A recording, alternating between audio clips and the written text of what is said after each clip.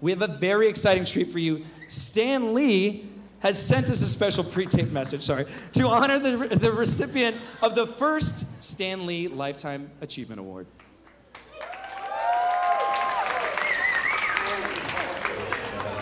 Being here to give this award personally to someone I so much respect and admire. Last year, I received the Geekie Lifetime Achievement Award. And I don't want you to think I'm trying to hog the microphone again, but I've got to be the one to give it to our next recipient, because she really means so much to me. It's such an honor to present this to her. Gale Hurd has been dubbed the First Lady of Sci-Fi. If I were to create a superhero based on Gale Hurd, what kind of superhero or superheroine would I create? So I started to think about all the films Gale has produced over the years to see if they give me some sort of clue as to what her powers might be. I'm sure she'd be as tenacious as the Terminator, as powerful as the Incredible Hulk. She'd certainly have the unwavering conviction of the Punisher, and she'd be fearless as Ellen Ripley in Aliens. And I'm absolutely certain she'd be a pro at killing zombies due to her experience producing The Walking Dead. But you know, there's no need for me to write a comic book about her, because Gale Hurd is a superheroine in real life. As an iconic film producer, she hasn't only been opening doors for women in Hollywood, she's been kicking them down. Gale is a trailblazer in the truest sense of the word. So please join me. No, forget that. I insist that you join me in honoring Gale Hurd with the second annual Geekie's Lifetime Award. And man, does she rate it. Here's to Gale. Excelsior! Geek of the Year.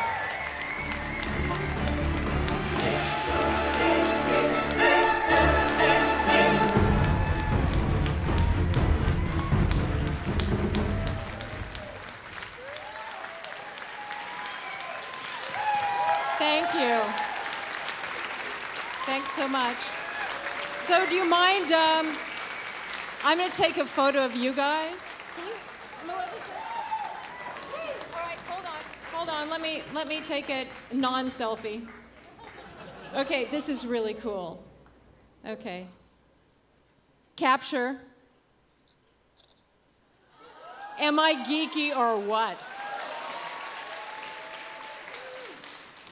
So, thank you, Virtual Stan.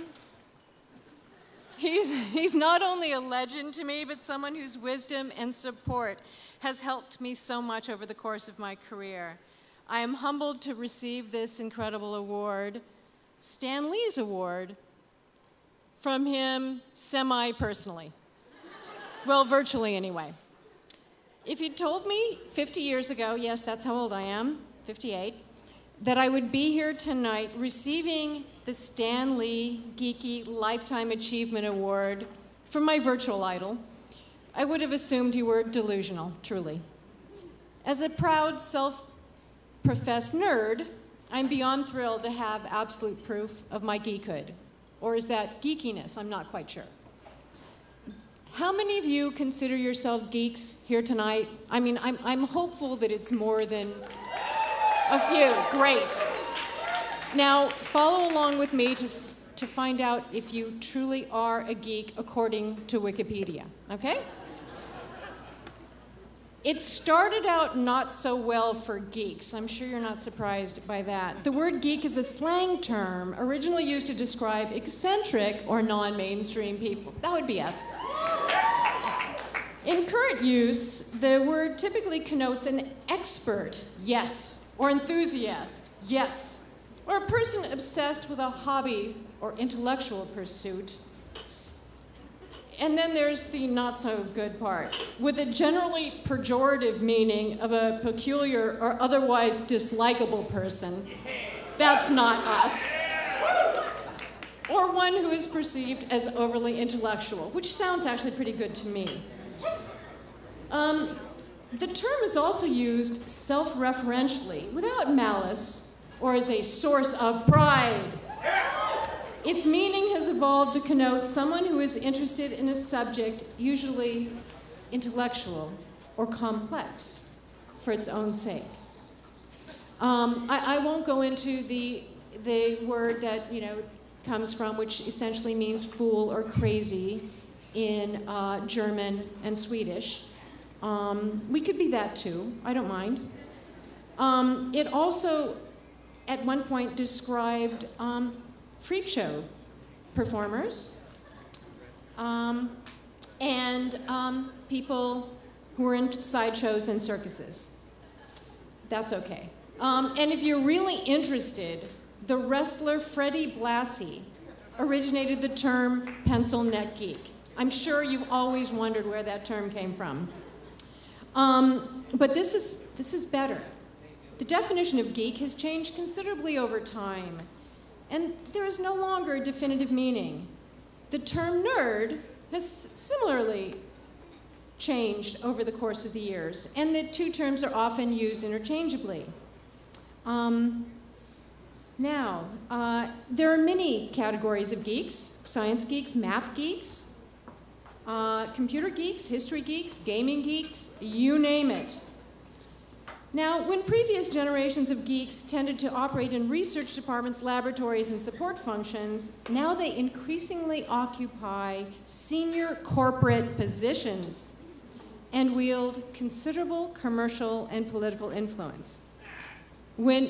This is fun too. When US President Barack Obama met with Facebook's Mark Zuckerberg, and the CEO of the world's largest technology firms at a private dinner in Woodside, California, New York Magazine ran a story titled, "The World's Most Powerful Man Meets President Obama." That is how far we geeks have come. I love this also. According to Mark Roeder, the rise of the geek represents a new phase of human evolution.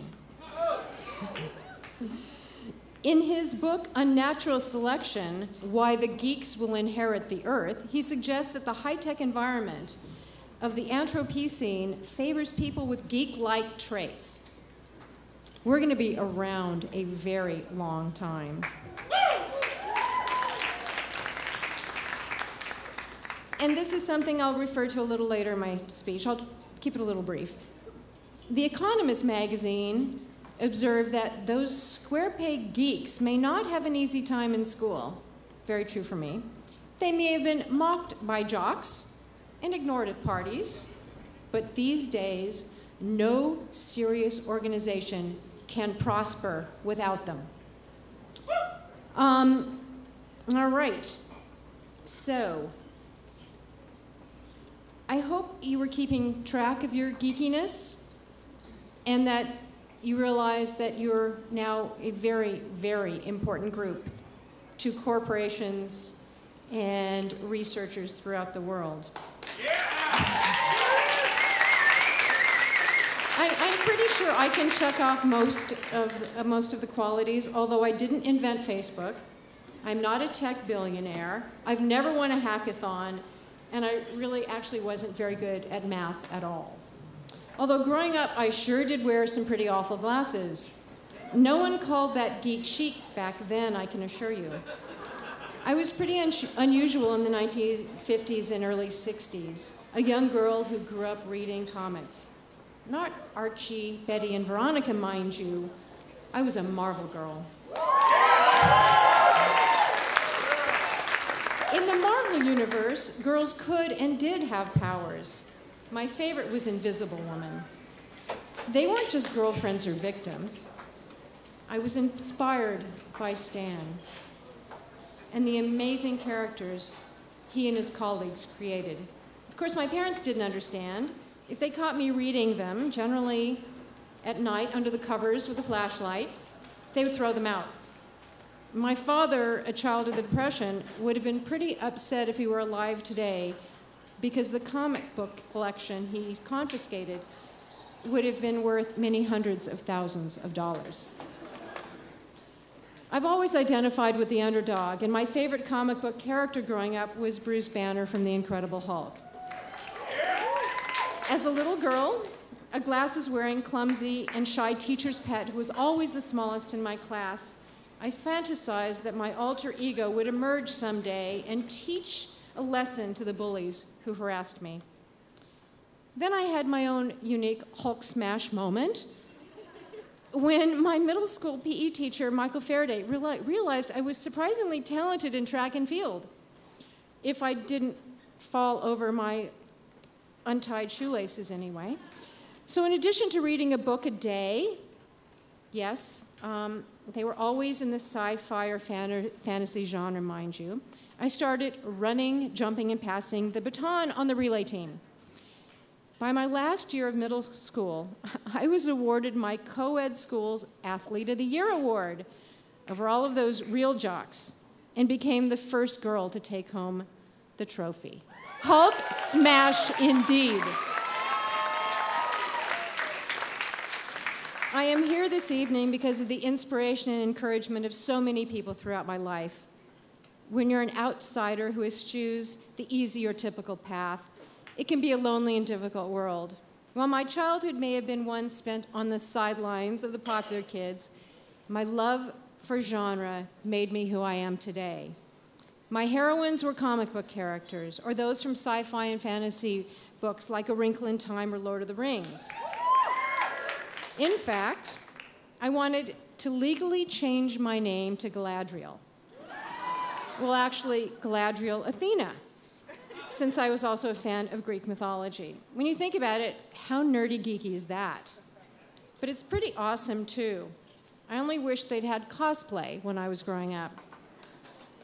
I want to thank my personal heroes who gave me the skills and the license to explore my inner geekdom and to share that universe on film with fellow fans from around the world.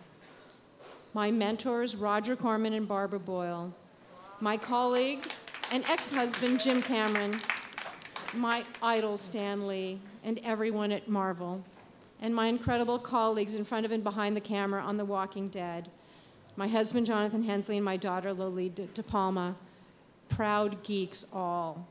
And I want to thank all of you and everyone associated with the Geekie Awards for making me an official geek for life. After a lifetime of being a nerd, it was time to move up the ladder into geekdom. Here's to all of us geeks. Thanks to the worldwide box office reports and TV ratings, there's no question about it. We really do finally rule the world. Thank you.